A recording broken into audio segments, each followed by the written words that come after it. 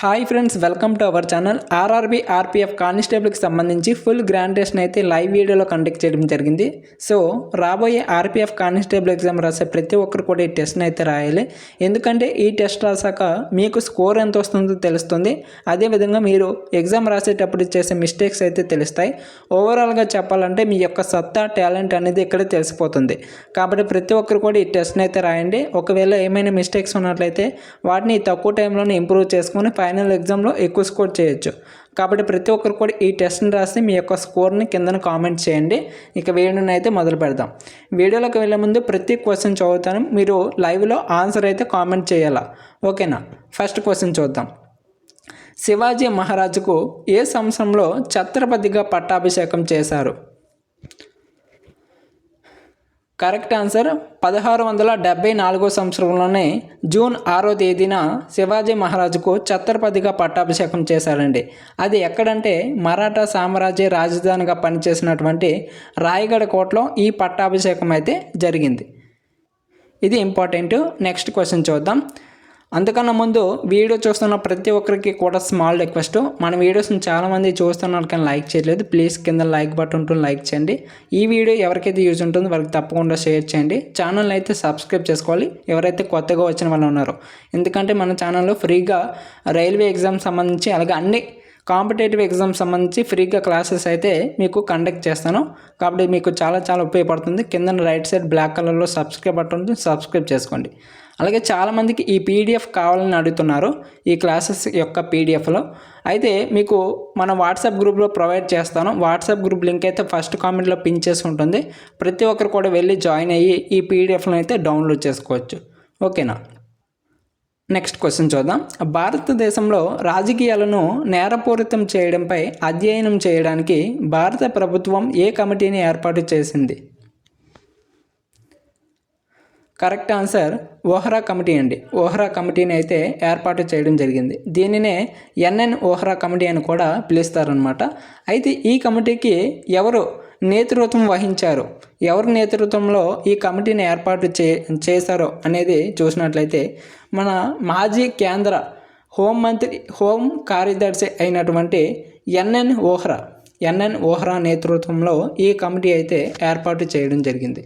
మరి శ్రీకృష్ణ కమిటీ, ఈ కమిటీ ఎప్పుడు ఏర్పడింది, దేనికోసం ఏర్పడింది అనేది చూసినట్లయితే తెలంగాణకు ప్రత్యేక రాష్ట్ర ఏర్పాటు కోసం అయితే ఈ కమిటీని అయితే ఏర్పాటు చేశారు, ఓకేనా? మరి ఈ కమిటీకి ఎవరు నేతృత్వం వహించారంటే బిఎన్ శ్రీకృష్ణ అండి. బిఎన్ శ్రీకృష్ణ నేతృత్వంలో ఈ కమిటీని అయితే ఏర్పాటు చేయడం జరిగింది. నెక్స్ట్ మనకి తార్కుండే కమిటీని జేపీ కమిటీ అని కూడా పిలుస్తారనమాట. మరి ఈ కమిటీకి విఎం తార్కుండే అనేవారు అధ్యక్షతను అయితే వహించారనమాట.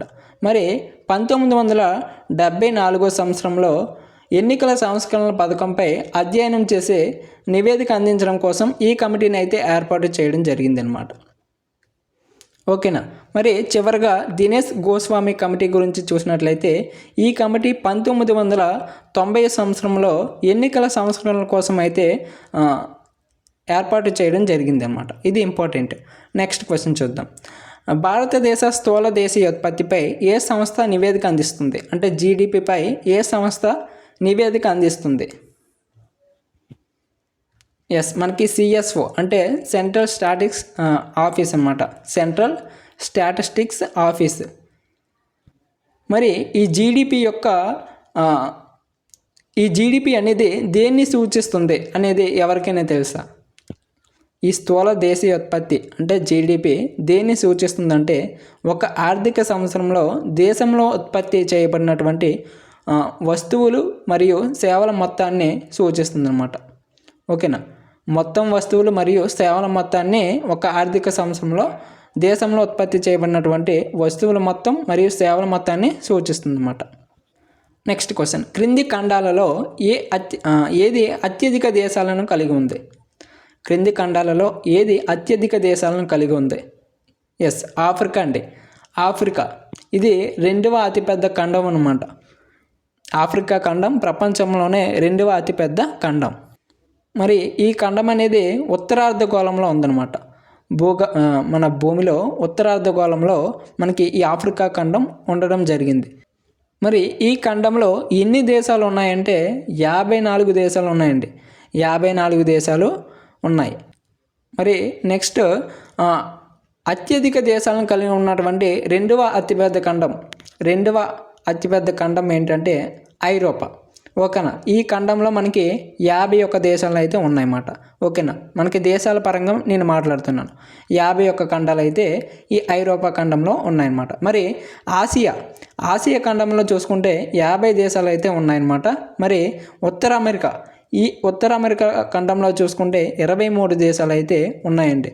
23 దేశాలు అయితే ఉన్నాయి. నెక్స్ట్ ఆఫ్రికాకి సంబంధించి కొన్ని ఇంపార్టెంట్ పాయింట్స్ అయితే చూద్దాం.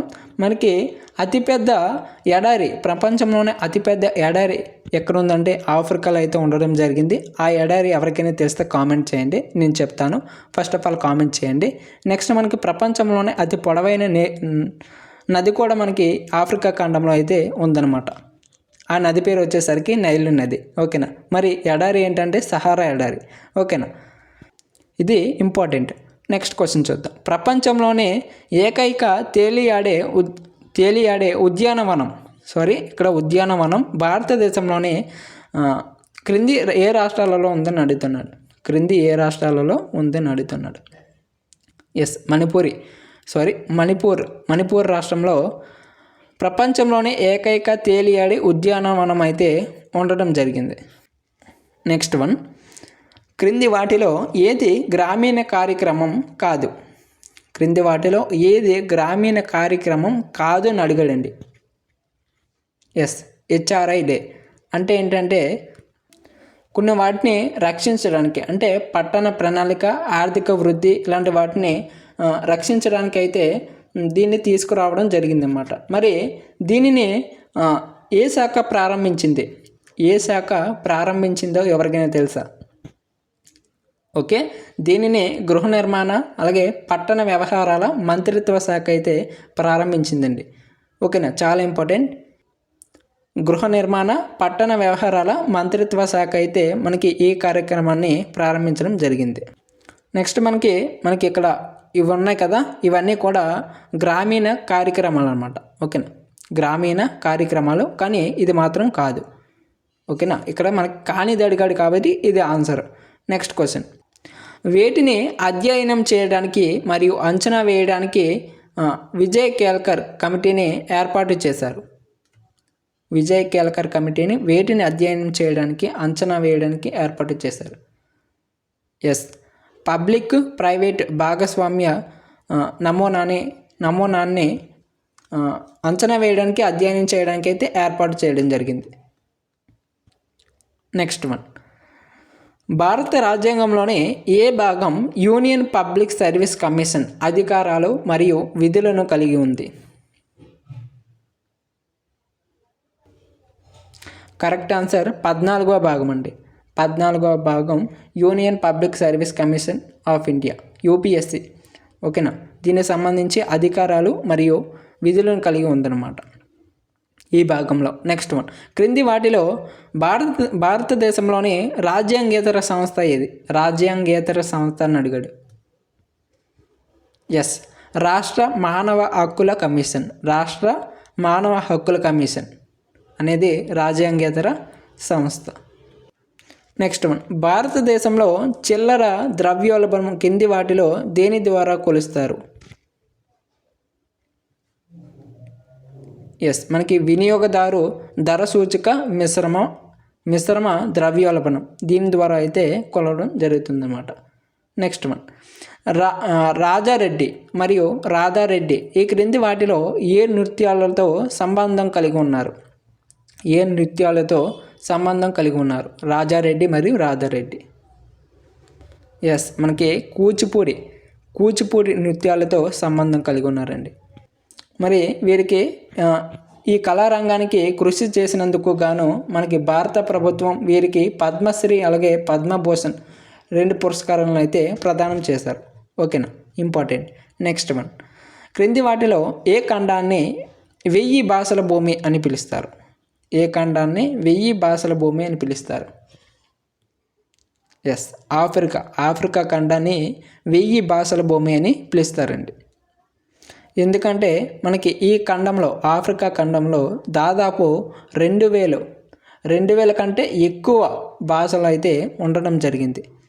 కాబట్టి ఆఫ్రికా ఖండాన్ని పిలుస్తారన్నమాట. నెక్స్ట్ వన్, వైద్య శాస్త్రంలో నోబెల్ బహుమతిని ఏమంటారు? వైద్య శాస్త్రంలో నోబెల్ బహుమతిని ఏమని అంటారు? ఎస్, ఫిజియాలజీలో నోబెల్ బహుమతి అని అంటారు. నెక్స్ట్ వన్, మొదటి ఆసియా క్రీడలు ఏ నగరంలో జరిగాయి? ఎస్, న్యూఢిల్లీలో జరిగాయండి. మొదటి ఆసియా క్రీడలు 1951లో న్యూఢిల్లీలో జరిగాయి. మరి వీటినే ఏసియాడ్ అని కూడా అంటారండి. ఓకేనా, ఏసియాడ్ అని కూడా ఈ క్రీడల్ని పిలుస్తారన్నమాట.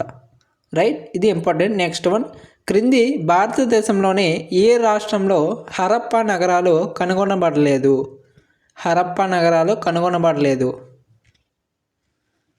ఎస్, ఉత్తరాఖండ్ రాష్ట్రంలోని హరప్పా నగరాలు అనేవి కనుగొనలేదండి. ఓకే, నెక్స్ట్ వన్, వీడియో చూస్తున్న ప్రతి ఒక్కరికి కూడా స్మాల్ రిక్వెస్ట్, ఇంకా చాలామంది వీడియోకి అయితే లైక్ చేయలేదు, ప్లీజ్ లైక్ చేయండి. ఇంకా ఈ వీడియో ఎవరికైతే యూజ్ ఉంటుందో వారికి షేర్ చేయండి. ఛానల్ అయితే తప్పకుండా సబ్స్క్రైబ్ చేసుకోవాలి, కొత్తగా ఛానల్కి వచ్చిన వాళ్ళు. ఎందుకంటే మన ఛానల్లో రైల్వేకి సంబంధించి అలాగే అన్ని కాంపిటేటివ్ ఎగ్జామ్స్ సంబంధించి ఫ్రీగా క్లాసెస్ అయితే మీకు ప్రొవైడ్ చేస్తాను. మీకు చాలా ఉపయోగకరంగా ఉంటుంది. కాబట్టి కింద రైట్ సైడ్ బ్లాక్ కలర్లో సబ్స్క్రైబ్ బటన్ ఉంటుంది, సబ్స్క్రైబ్ చేసుకొని సపోర్ట్ చేయండి.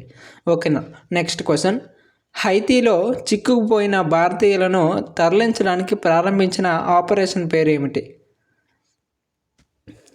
ఎస్, ఇంద్రావతి ఆ ప్రాజెక్ట్ పేరు, ఆపరేషన్ పేరు ఇంద్రావతి ఆపరేషన్ అంటారన్నమాట. నెక్స్ట్ వన్, ఏ ఆర్టికల్ ప్రకారం రాష్ట్రంలో రాష్ట్రపతి పాలన విధించవచ్చు? ఎస్, ఆర్టికల్ 356 అండి. 356 ద్వారా మనకి రాష్ట్రంలో రాష్ట్రపతి పాలన విధించవచ్చు. నెక్స్ట్ వన్, సహారా ఎడారి ఎక్కడ ఉంది? మన ముందు వచ్చిన క్వశ్చన్ కదా, ముందు చెప్పాను నేను సహారా ఎడారి ఎక్కడ ఉందని. ప్రతి ఒక్కరు కూడా కామెంట్ చేయాలి, సహారా ఎడారి ఎక్కడ ఉంది? ఎస్, ఆఫ్రికాలో ఉందండి. ఇది ప్రపంచంలోనే అతిపెద్ద ఎడారి అన్నమాట. Okay, next one, Qutub Minar యొక్క 5వ అంతస్తు వీరి పాలనలో నిర్మించబడింది?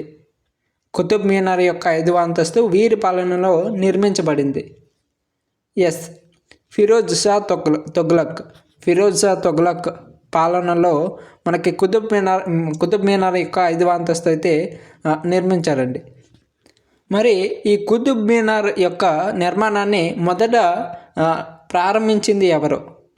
ఈ కుతుబ్ మీనార్ యొక్క మొదట నిర్మాణాన్ని ప్రారంభించింది ఎవరంటే మనకి ముస్లిం పాలకుడైనటువంటి కుతుబుద్దీన్ ఐబక్ అండి. 1207లో మనకి ప్రారంభించడం జరిగిందన్నమాట.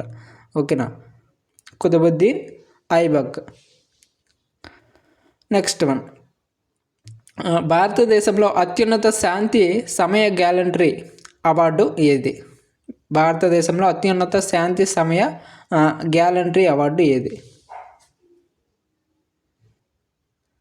ఎస్, మనకి అశోక చక్ర అనేది అత్యున్నత శాంతికాల సౌర పురస్కారం. తర్వాత అత్యున్నత శాంతికాల సౌర పురస్కారం, తర్వాత కీర్తి చక్ర మరియు శౌర్య చక్ర అండి. ఓకేనా, అశోక చక్ర పురస్కారం తర్వాత మనకి నెక్స్ట్ అత్యున్నత శాంతికాల సౌర పురస్కారం ఏంటంటే కీర్తి చక్ర, శౌర్య చక్ర. మొదట వచ్చేసరికి అశోక చక్ర.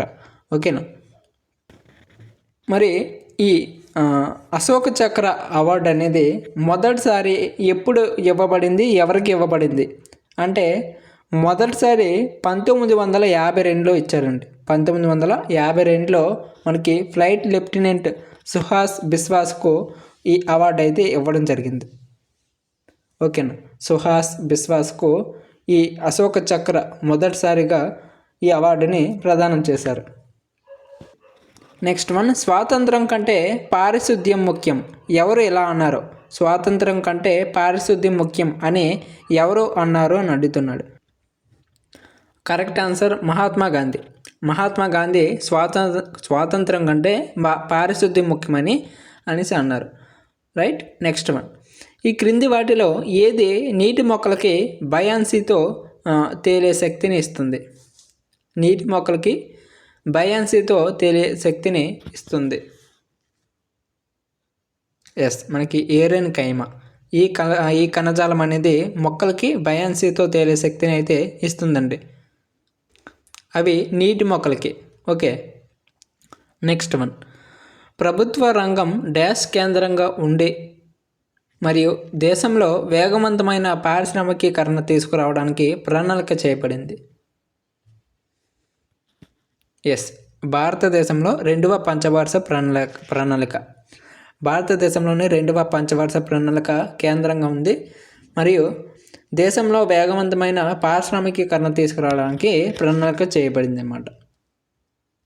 మరి ఈ పంచవార్ష ప్రణాళిక అనేది ఎవరి నాయకత్వంలో చేయబడింది? ఎవరికైనా తెలుసా? ఎవరి నాయకత్వంలో చేయబడింది అంటే మనకి జవహర్లాల్ నెహ్రూ నాయకత్వంలో 1956 నుండి, ఓకేనా, 1956 నుండి 61 వరకు కూడా ఈ ప్రణాళిక చేయడం జరిగిందన్నమాట. నెక్స్ట్ వన్, మే 2024లో నరేంద్ర మోదీ వివేకానంద రాక్ మెమోరియల్ వద్ద ధ్యానం చేశారు. అది ఎక్కడ ఉంది? మనకి 2024లో నరేంద్ర మోదీ వివేకానంద రాక్ మెమోరియల్ వద్ద ధ్యానం చేశారు. అయితే ఇది ఎక్కడ ఉందని అడుగుతున్నాడు. ఎస్, కన్యాకుమారి వద్ద ఉందండి. కన్యాకుమారి వద్ద ఈ వివేకానంద రాక్ మెమోరియల్ అనేది ఉంది. నెక్స్ట్ వన్, బొగ్గును కాల్చడం డాష్కి ఉదాహరణ? బొగ్గును కాల్చడం అనేది ఒక ఉదాహరణ దేనికంటే సంయోగ చర్యకండి. సంయోగ చర్యకి బొగ్గును కాల్చడం అనేది ఒక ఎగ్జాంపుల్. మరి ఈ సంయోగ చర్య అంటే ఏంటంటే 2 లేదా అంతకంటే ఎక్కువ మూలకాలు కలిపి ఒకే సమ్మేళనంగా ఏర్పరచడాన్ని సంయోగ చర్య అని అంటారన్నమాట. అర్థమైందా? అంటే 2 లేదా అంతకంటే ఎక్కువ మూలకాలు ఉంటాయి కదా, వాటిని అన్నింటినీ కూడా కలిపి ఒక్క సమ్మేళనం కింద ఏర్పరచడాన్ని సంయోగ చర్య అని అంటారు. రైట్. నెక్స్ట్ వన్, భారత రాజ్యాంగం యొక్క డాష్ సవరణ గ్రామ సభను రాష్ట్ర శాసనసభలో అప్పగించిన విధులు మరియు అధికారాలను నిర్వహించడానికి పంచాయతీ రాజ్ వ్యవస్థకు పునాదిగా భావించింది. అంటే అది ఎన్నవ సవరణ పంచాయతీ రాజ్ వ్యవస్థకు పునాదిగా భావించింది అని అడుగుతున్నాడు. ఎస్, 73వ సవరణ అండి. 73వ సవరణ మనకి గ్రామ సభను రాష్ట్ర శాసనసభలో అప్పగించిన విధులు మరియు అధికారాలు నిర్వహించడానికి పంచాయతీ రాజ్ వ్యవస్థకు పునాదిగా భావించింది. నెక్స్ట్ వన్, కథక్ భారతదేశంలోని ఏ ప్రాంతంలోని ముఖ్య నృత్యం? కథక్. ఎస్, ఉత్తర భారతదేశంలో ఈ కథక్ అనేది ఒక నృత్యం అన్నమాట. నెక్స్ట్ ఇక్కడ మనకి కొన్ని నాట్యాలు అయితే చెప్తాను. ఆ నాట్యాలు ఏ రాష్ట్రాలకు చెందినవైతే మీరు చెప్పాలి. ఓకేనా? భరతనాట్యం ఏ రాష్ట్రానికి చెందింది? ఎవరికైనా తెలిస్తే కామెంట్ చేయండి. భరతనాట్యం అనేది తమిళనాడు రాష్ట్రానికి చెందిందండి. మరి కథక్ అంటే ఉత్తరప్రదేశ్ రాష్ట్రానికి చెందింది. నెక్స్ట్ కథక్కలి నాట్యం వచ్చేసరికి కేరళ రాష్ట్రానికి చెందిందండి. కథక్కలి కేరళ రాష్ట్రానికి చెందింది. నెక్స్ట్ కూచిపూడి మన ఏపీకి, ఆంధ్రప్రదేశ్కి చెందిన నాట్యం. ఇక ఒడిస్సీ అనేది పేరులో ఉంది. ఒడిస్సా రాష్ట్రానికి చెందినటువంటి ఒక శాస్త్రీయ నాట్యం. నెక్స్ట్ సత్రియ. ఈ నాట్యం మనకి అస్సాం రాష్ట్రానికి చెందిన నాట్యం. ఇక మణిపూర్ రాష్ట్రానికి చెందినటువంటి ఒక శాస్త్రీయ నాట్యం. ఇక మోహినియాట్టం అనేది ఇది కూడా కేరళ రాష్ట్రానికి చెందినటువంటి ఒక ముఖ్యమైన నాట్యం. ఇవి మనకి ఇంపార్టెంట్ మాట, గుర్తుంచుకోండి. Next one, controller and auditor general of India సిఏజిను డాష్ ద్వారా మాత్రమే కార్యాలయం నుండి తొలగించవచ్చు. ఎస్, పార్లమెంటు ఉభయ సభలలో ప్రసంగించిన తర్వాత భారత రాష్ట్రపతి తొలగించవచ్చు. Okay, next one. పంచాయతీ సమితి ఎక్కడ ఏర్పాటు చేయబడింది? పంచాయతీ సమితి ఎక్కడ ఏర్పాటు చేయబడింది? ఎస్, బ్లాక్ స్థాయి వద్ద ఏర్పాటు చేయబడింది. Next one. చాంగ్లో గిరిజన నృత్యాన్ని డాష్కు చెందిన చాంగ్ తెగవారు ప్రదర్శిస్తారు. చాంగ్లో గిరిజన నృత్యాన్ని డాష్కు చెందిన చాంగ్ తెగ వారు ప్రదర్శిస్తారు. ఎస్, నాగాలాండ్కు చెందిన చాంగ్ తెగవారండి. యుద్ధ భూమిలో శత్రువులపై విజయాన్ని జరుపుకోవడానికి నాగాలాండ్లోని చాంగ్ తెగవారు చాంగ్లో నృత్యం చేస్తారన్నమాట. మరి ఇక్కడ ఛత్తీస్గఢ్కి సంబంధించినటువంటి కొన్ని ముఖ్యమైన నృత్యాలు అయితే ఉన్నాయి. అవి ఏంటంటే పంతి, రౌత్, నాచా, కర్మ. ఇవన్నీ కూడా ఛత్తీస్గఢ్కు చెందినటువంటి ముఖ్యమైన నృత్యాలు. ఇక నాగాలాండ్కి చెందినటువంటి నృత్యాలలో వార్ డ్యాన్స్ అని అంటారన్నమాట. అంటే ఇదే వార్ డ్యాన్స్ అంటే మనకి చాంగ్లో గిరిజన నృత్యానికి గిరిజన వాళ్ళు చేసే నృత్యాన్ని వార్ డ్యాన్స్ అని అంటారన్నమాట. జలియాంగ్ లేదా వార్ డ్యాన్స్ అని అంటారు. మరి గోవాలో మనకి కొన్ని ముఖ్యమైన నృత్యాలు అయితే ఉన్నాయి. అవి ఏంటంటే దేకన్ని, పుగ్ది, అలాగే కోరిడిన్హో ఇవన్నీ కూడా గోవాకు సంబంధించినటువంటి ముఖ్యమైన నృత్యాలు. ఓకేనా. మరి మధ్యప్రదేశ్కు చెందినటువంటి కొన్ని ముఖ్యమైన నృత్యాలు కనుక చూసినట్లయితే మత్కి, బగోరియా, అహిరి అనేవి మధ్యప్రదేశ్కు చెందినటువంటి కొన్ని ముఖ్యమైన నృత్యాలు. రైట్. Next one. పనాజీ ఏ నది ఒడ్డున ఉంది? ఎస్, మనకి మండోవి నది ఒడ్డున ఈ పనాజీ ఉందండి. మరి పనాజీ అనేది ఏ రాష్ట్రానికి రాజధాని తెలుసా ఎవరికైనా? పనాజీ ఏ రాష్ట్రానికి రాజధాని అంటే గోవా రాష్ట్రానికి రాజధాని ఏంటంటే పనాజీ.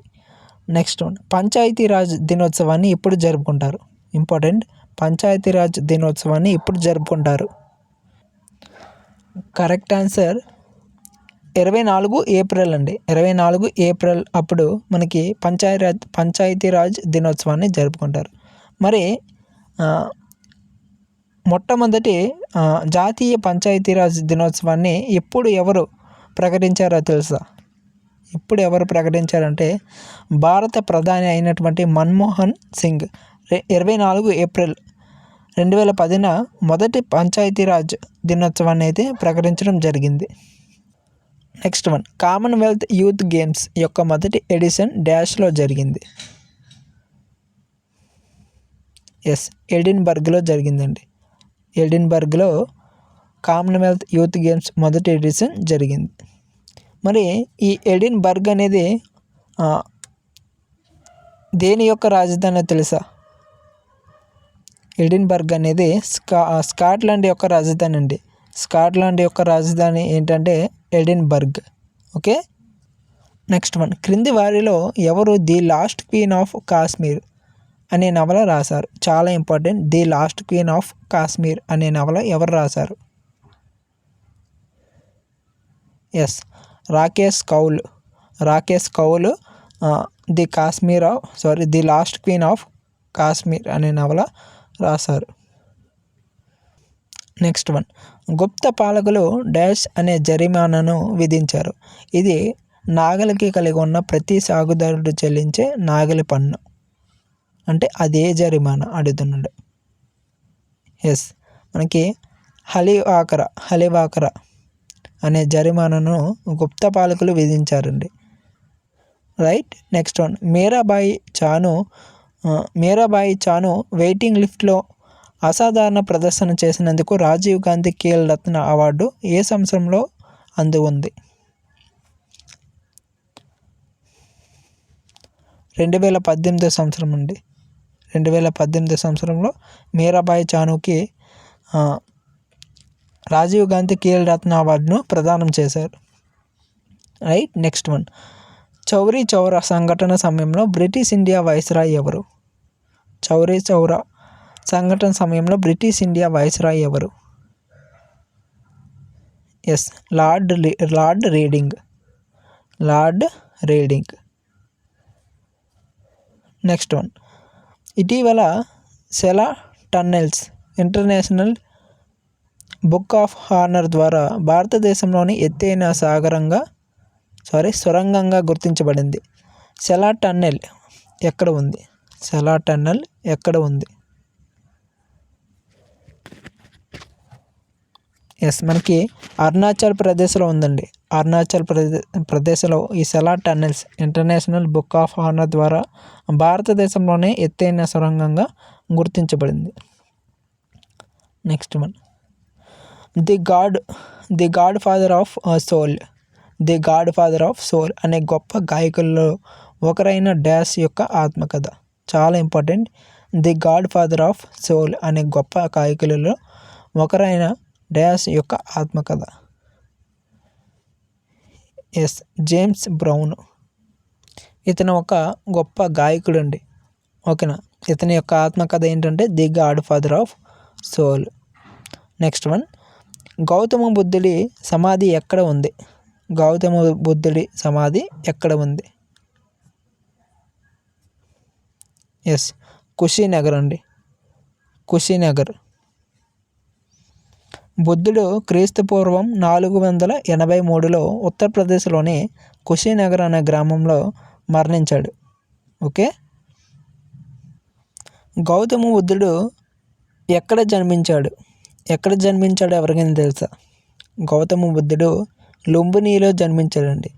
లుంబినీలో జన్మించాడు. ఇది ఇంపార్టెంట్. నెక్స్ట్ వన్, ప్రముఖ సంగీత విద్వాంసుడు ఏఆర్ రెహమాన్ క్రింది వాటిలో ఏ పాటకు 52వ గ్రామీ అవార్డును గెలుచుకున్నారు? ఎస్, జై హో. జై హో పాటకు 52వ గ్రామీ అవార్డును ఏఆర్ రెహమాన్ గెలుచుకున్నారు. నెక్స్ట్ వన్, దేశంలో అత్యవసర పరిస్థితి ప్రకటించినప్పుడు కూడా క్రింది వాటిలో ఏ ప్రాథమిక హక్కులను రద్దు చేయలేరు అని అడుగుతున్నాడు. ఎస్, అధికరణలో 20 మరియు 21. అధికరణలో 20, 21. మరి అధికరణ 20 అంటే ఏంటంటే అధికరణ 20 ప్రకారం నేరం చేయకుండా మరియు చట్టాన్ని ఉల్లంఘించకుండా ఏ పౌరుడిని బలవంతంగా అరెస్ట్ చేయకూడదు అనమాట. అది అధికరణ 20.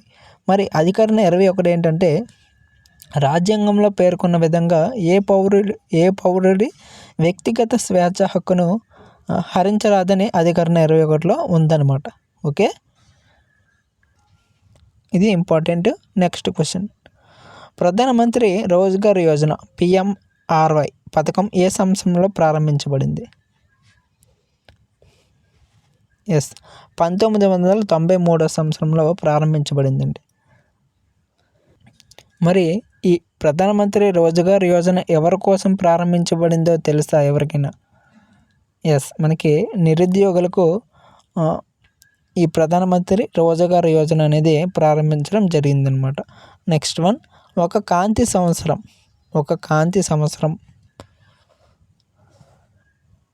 ఎస్, ఒక కాంతి సంవత్సరం అంటే ఏంటంటే ఒక సంవత్సరంలో కాంతి ప్రయాణించిన దూరం అండి. కాంతి ప్రయాణించిన దూరాన్ని ఒక కాంతి సంవత్సరం అని అంటారు. Right. Next one, Indian independence లీగ్ను ఎవరు ఏర్పాటు చేశారు? ఇండియన్ ఇండిపెండెన్స్ లీగ్ను ఎవరు ఏర్పాటు చేశారు? Yes, Ras Bihari Bose Indian independence లీగ్ను ఏర్పాటు చేయడం జరిగింది. ఇది ఒక రాజకీయ సంస్థ అండి.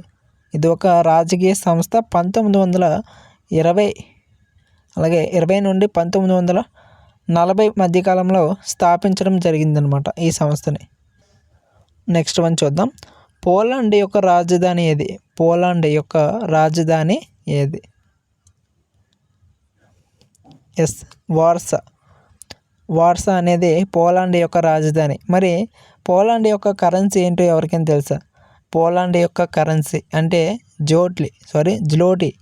జ్లోటీ అనేది పోలాండ్ యొక్క కరెన్సీ. మరి పోలాండ్ యొక్క అధికార భాష చూస్తే పోలిష్ అనేది అధికార భాష, పోలాండ్ యొక్క అధికార భాష. నెక్స్ట్ మరి పోలాండ్ యొక్క అధ్యక్షుడు ఎవరంటే ఆండ్రెజ్ సెబాస్టియన్ డూడా పోలాండ్ యొక్క అధ్యక్షుడు. మరి ఇక్కడ మాపుటో అనేది దేని యొక్క రాజధాని అంటే మొజాంబిక్ యొక్క రాజధాని మాపుటో. మరి దీని యొక్క కరెన్సీ చూస్తే మెటికల్. మొజాంబిక్ యొక్క కరెన్సీ ఏంటంటే మెటికల్. ఇది ఇంపార్టెంట్. నెక్స్ట్ వన్, భారతదేశంలోని పొరుగు దేశాల్లో ఏది మార్చి 26న జాతీయ దినోత్సవాన్ని జరుపుకుంటుంది? మార్చి 26న జాతీయ దినోత్సవాన్ని పొరుగు దేశాల్లో జరుపుకునేది ఏది? ఎస్, బంగ్లాదేశ్ అండి. బంగ్లాదేశ్ మార్చి 26న స్వాతంత్ర దినోత్సవం మరియు జాతీయ దినోత్సవంగా జరుపుకుంటారు. రైట్. నెక్స్ట్ వన్, క్రింది వాటిలో ఏ గ్రహం దాని అక్షం మీద ఒక భ్రమణాన్ని పూర్తి చేయడానికి తక్కువ సమయం తీసుకుంటుంది? ఏ గ్రహం దాని అక్షం మీద ఒక భ్రమణం పూర్తి చేయడానికి తక్కువ సమయం తీసుకుంటుంది? ఎస్, బృహస్పతి అండి. బృహస్పతి గ్రహం అనేది దాని అక్షం మీద ఒక భ్రమణాన్ని పూర్తి చేయడానికి చాలా తక్కువ సమయం అయితే తీసుకోవడం జరుగుతుంది. మరి అది ఎంత అంటే 0.41 రోజులు. 41 రోజులు అన్నమాట. అంటే 9.9 గంటలు. 9.9 గంటలో భ్రమణకాలం పూర్తవుతుంది. దేనిది? బృహస్పతి యొక్క గ్రహాంది. నెక్స్ట్ వన్, హరిత విప్లవం ప్రధాన లక్ష్యం ఏమిటి? ఎస్, అధిక దిగుబడినిచ్చే రకాల ద్వారా ఆహార ధాన్యాల ఉత్పత్తిని పెంచడం ఈ హరిత విప్లవం యొక్క ప్రధాన లక్ష్యం అండి. మరి హరిత విప్లవం అనే పదాన్ని మొదట ఎవరు ఉపయోగించారు? హరిత విప్లవం అనేది పదాన్ని మొదట ఎవరు ఉపయోగించారంటే విలియం గౌడ్ అనే వారు ఉపయోగించడం జరిగిందనమాట. విలియం గౌడ్ ఈ హరిత విప్లవం అనే పదాన్ని మొట్టమొదటిసారిగా ఉపయోగించారు. మరి హరిత విప్లవ పితామహుడు అంటే ఎవరిని అంటారంటే నార్మన్ బోర్లాగ్ని హరిత విప్లవ పితామహుడు అని పిలుస్తారండి. మరి భారతదేశ హరిత విప్లవ పితామహుడు అని ఎవరిని అంటారు? చాలా ఇంపార్టెంట్. భారతదేశ హరిత విప్లవ పితామహుడుని ఎవరిని అంటారంటే ఎంఎస్ స్వామినాథన్. ఇది ఎప్పుడు ప్రారంభించారంటే 1965 అండి. 1965లో భారతదేశంలో ప్రారంభించడం జరిగింది. నెక్స్ట్ వన్, భారీ వ్యాయామం చేసే సమయంలో ఇవి చేయడం వల్ల కాళ్ళల్లో తిమ్మిరి వస్తుంది. చాలా ఇంపార్టెంట్ క్వశ్చన్. అంటే ఈ యాసిడ్ అనేది కాళ్ళలో చేరడం వల్ల తిమ్మిరి వస్తుంది లేదా నొప్పులు వస్తాయని అడగవచ్చు. అంటే ఆ యాసిడ్ ఏంటంటే లాక్టిక్ యాసిడ్ అండి. లాక్టిక్ యాసిడ్ అనేది మన కాళ్ళ యొక్క కండరాల్లో చేరిపోవడం వల్ల, అంటే మనం ఎక్కువగా ఎక్సర్సైజ్ చేసేటప్పుడు ఈ లాక్టిక్ యాసిడ్ అనేది ఫామ్ అవుతుందన్నమాట. ఓకేనా? అంటే కణాలలో వాయురహిత శ్వాసక్రియ అంటే ఆక్సిజన్ అనేది అందలేనప్పుడు వాయురహిత శ్వాసక్రియ అనేది జరిగి మనకి ఈ లాక్టిక్ ఆమ్లం అనేది ఏర్పడుతుంది. ఈ లాక్టిక్ యాసిడ్ అనేది మన కాళ్ళ యొక్క కండరాల్లో ఏర్పడడం వల్ల, ఫామ్ అవ్వడం వల్ల మనకి కాళ్ళల్లో తిమ్మిరిగా ఉన్నట్లు అనిపిస్తుంది అన్నమాట. తిమ్మిరిగా పెయిన్స్ అనేవి వచ్చేస్తాయన్నమాట. ఓకేనా? ఇది ఇంపార్టెంట్. ఇవి మరి క్వశ్చన్స్ మొత్తం మీద 50 క్వశ్చన్స్ అయితే మీకు ఈ టెస్ట్ ద్వారా మీకు కండక్ట్ చేయడం జరిగింది. ఆల్రెడీ మన ఛానల్లో చాలా రకాల గ్రాండ్ టెస్ట్లు అయితే కండక్ట్ చేసాం. అంటే ఇప్పటి వరకు 9 గ్రాండ్ టెస్ట్లు అయితే కండక్ట్ చేసాం. ఇది 10వ గ్రాండ్ టెస్ట్. మొత్తం 10 గ్రాండ్ టెస్ట్లు అయితే మన ఛానల్లో సక్సెస్ఫుల్గా కండక్ట్ చేయడం జరిగింది అన్నమాట. ఓకే, ఎవరైతే ఈ 10 గ్రాండ్ టెస్ట్లు రాయలేదో ఒకసారి మీకు డిస్క్రిప్షన్లోనే అదేవిధంగా ఫస్ట్ కామెంట్లో లింక్ అయితే పిన్ చేస్తాను, ప్లేలిస్ట్ యొక్క లింకు. ఆ లింక్పై క్లిక్ చేసి వెంటనే రాసేయండి. చాలా చాలా ఇంపార్టెంట్. ఎగ్జామ్ ముందు ఎవరైతే రాస్తారో వారికి మంచి స్కోర్ అయితే వస్తుంది. ఓకేనా, ఇది నాది గ్యారంటీ. ఓకే, కాబట్టి ప్రతి ఒక్కరు కూడా రాయండి. ఈ వీడియోని ఇంకా చాలామంది చూస్తున్నారు కానీ లైక్ చేయలేదు. ప్లీజ్ లైక్ చేయండి అబ్బా. ఎంతో కష్టపడి అయితే మీకు ఈ వీడియో చేయడం జరిగింది. సో ప్లీజ్ లైక్ చేసి ఈ వీడియో మీ ఫ్రెండ్స్ కూడా షేర్ చేస్తే వాళ్ళకి కూడా ఎంతో కొంత యూజ్ అవుతుంది. కాబట్టి ప్రతి ఒక్కరు కూడా మీ యొక్క వాట్సాప్ గ్రూప్లో ఈ వీడియోని షేర్ చేయండి. ఛానల్ అయితే ముఖ్యంగా సబ్స్క్రైబ్ చేసుకోవాలి. ఎందుకంటే మన ఛానల్లో రైల్వేకి సంబంధించి అన్ని కాంపిటేటివ్ ఎగ్జామ్స్ సంబంధించి ఫ్రీగా క్లాసెస్ అయితే మీకు కండక్ట్ చేయడం జరుగుతుంది. కాబట్టి కిందన రైట్ సైడ్ కింద బ్లాక్ కలర్లో సబ్స్క్రైబ్ బటన్ ఉంటుంది, సబ్స్క్రైబ్ చేసుకొని సపోర్ట్ చేయండి. మీకు ఎలాంటి మరిన్ని టెస్టులు అయితే తీసుకొస్తూ ఉంటాను. ఈ పీడిఎఫ్ ఎవరికైతే కావాలో మీకు ఫస్ట్ కామెంట్లో మన ఛానల్ సంబంధించి వాట్సాప్ గ్రూప్ లింక్ ఉంటుంది. ఆ గ్రూప్లో జాయిన్ అయిపోతే మీకు ఈ పీడిఎఫ్ కూడా అవైలబుల్గా ఉంటుంది, డౌన్లోడ్ చేసుకోవచ్చు. ఇది మరి వీడియో. Thanks for watching. జై హింద్.